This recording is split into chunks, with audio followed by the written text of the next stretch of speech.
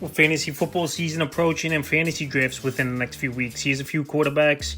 I have his sleeper options this season. The first quarterback, Will Levis of the Tennessee Titans. So Will Levis, he got a decent amount of run towards the middle of the season last year with this Tennessee Titan team. And he had some good games and some games where he didn't show up. But one thing about Will Levis, he's got a big arm.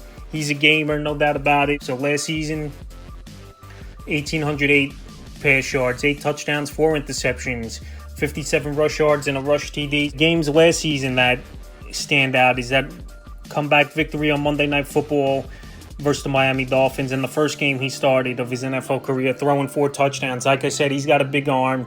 They added Calvin Ridley in free agency, Tony Pollard, Eric Henry left, went to the Ravens, and this could be more of a pass-first type of offense over here for this Tennessee Titan team. So Will Levis with a big arm and decent pieces added in the offseason. Tyler Boyd as well, I should add to that list, free agency for this Tennessee Titan team. I think he's got a decent core around him as Will Levis.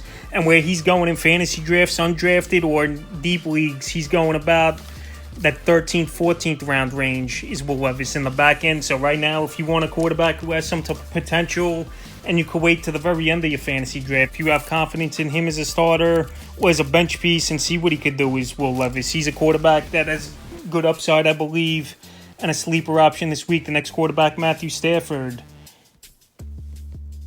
of the Los Angeles Rams. Matthew Stafford last season, he came on second half and got things going. And when you got an offense with Puka Nacua, Cooper Kupp, Kyren Williams out of the backfield, pretty solid offense for this Los Angeles Ram team. And Matthew Stafford, he's always been a gunslinger, and he's not scared to stretch the field and try to get the football down. So last year, 3,965 pass yards, 24 touchdowns, 11 interceptions, which was good to see that number go down. 65 rush yards and 2 two-point conversions. So in a loaded offense with the players I mentioned for this Los Angeles Ram team, and with Sean McVay obviously at the helm of this team, we know their offense is going to put points on the board. When you got 2 receivers like Puka Nacua and Cooper Kupp, it's just going to be easy pickings at times versus weaker defenses. And Matthew Stafford right now going in that 12th, 13th round range, and I believe it can help fantasy owners. Last season, towards the end of the year, I had him on the couple of my teams, and he was putting up solid numbers. So this season, going late in fantasy drafts. And obviously, the one thing with Stafford is always injury concerns, and right now he is a little banged up with a hamstring injury, but I believe he'll be ready by week 1. Still 2.5, 3 weeks away from the first week of the season. And Matthew Stafford with good weapons and a good offensive system where he's won a Super Bowl, even at an older age. I got Stafford as a sleeper going into the season. The next quarterback's Baker Mayfield of the Tampa Bay Buccaneers. So Baker, he pretty much looked finished, bouncing around the league over the last few years and finding a home last year on a 1-year deal with the Tampa Bay Buccaneers and getting a $100 million contract in the offseason. So Mayfield last year, 4,044 pass yards, 28 touchdowns, 10 interceptions, 163 rush yards, and a rushing touchdown and 2 two-point conversions. Baker Mayfield right now going undrafted in your basic 10-team, 12-team formats is Mayfield. And they got pretty solid weapons on this offense is this Tampa Bay Buc team. You got Baker Mayfield, Mike Evans, obviously a 1,000-yard receiver every season of his NFL career. Chris Godwin, I know he had a down year last season, but I believe he could bounce back if they put him back in the slot with a new offensive coordinator. Rashad White, one of the better receiving backs out of the backfield in pro football, and Cade Otton even showed some flashes as well. Pretty decent offense for Baker Mayfield, and he had confidence last year more than we've seen even going back to his Cleveland Brown days when he was the first pick overall. So right now, like I said, Baker Mayfield going undrafted in most fantasy drafts. He's got a good rapport with Mike Evans, who's still a top 10, 15 wide receiver in this league.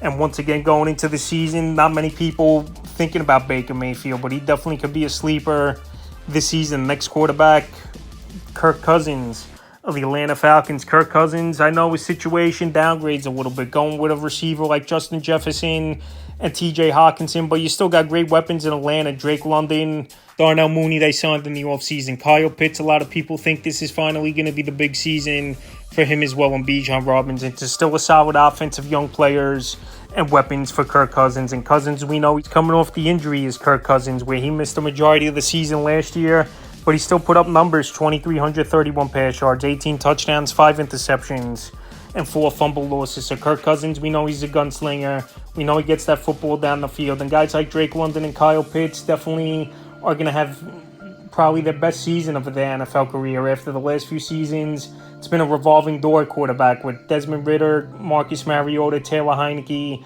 the last couple seasons. But Cousins getting a big contract, and we know he's a quarterback that puts up stats. I know he's not good in the playoffs or primetime ball games for the most part, but if you want a quarterback in the late rounds where that 12th, 15th round range, you could even get Kirk Cousins. And I think I would be honestly comfortable with Cousins at my quarterback if I'm punting the position and take him late in fantasy drafts. So going into the season, he'll be ready for week one. And he's a sleeper quarterback. And the fifth and final quarterback I have as a sleeper is Justin Fields of the Pittsburgh Steelers. So Justin Fields, we know the athleticism. We know what he's done for fantasy owners in a small period of time, where he's been one of the better fantasy quarterbacks in terms of putting up numbers over the last few seasons. And last year, he missed a few ball games. 2,562 pass yards, 16 touchdowns, 9 interceptions, a whopping 657 rush yards, and 4 rushing TDs. So his rushing ability makes him a very valuable piece as Justin Fields. And if he's the starting quarterback for the Steelers team, between him and Russell Wilson, even though Russell Wilson, he's been banged up, and Fields so far in the first preseason game didn't look all that great. We'll see if he wins this job, because with his running ability, and still he gets that football down the field and at least has a nice number one target in George Pickens this season. I think Justin Fields could be a big-time sleeper, and if he's a starting quarterback from week one, he's going to go way up the ranking board, where he could be in the top 10 conversation once again, is Fields as a quarterback for fantasy football. So Justin Fields, if he's the starting quarterback